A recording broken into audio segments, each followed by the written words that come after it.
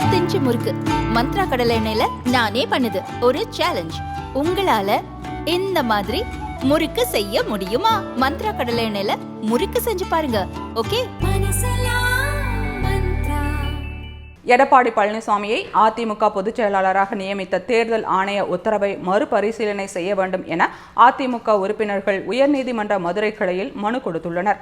திருச்செந்தூர் மற்றும் கோவை ஆகிய பகுதிகளைச் சேர்ந்த அதிமுக உறுப்பினர்கள் கொடுத்த மனுவில் நிபந்தனைகளுடன் எடப்பாடி பழனிசாமியை அதிமுகவின் பொதுச் செயலாளராக நியமித்ததை எதிர்த்து டெல்லி உயர்நீதிமன்றத்தில் மனு அளித்ததாகவும் அந்த மனு மீது எந்தவிதமான நடவடிக்கையும் எடுக்கப்படவில்லை என்றும் பொதுச் செயலாளராக நியமிக்கப்பட்ட பிறகு கட்சியின் சட்டங்களில் எடப்பாடி பழனிசாமி மேற்கொண்ட திருத்தங்கள் உறுப்பினர்களின் நலனுக்கு எதிராக இருப்பதாகவும் குற்றம் சாட்டியுள்ளனர்.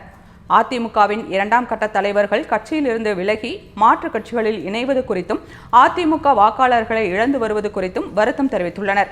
எடப்பாடி பழனிசாமிக்கு வயதாகிவிட்டதாக கூறி அவரால் தேர்தல் பணிகளில் ஈடுபட முடியாமல் போகலாம் என தெரிவித்துள்ளனர்.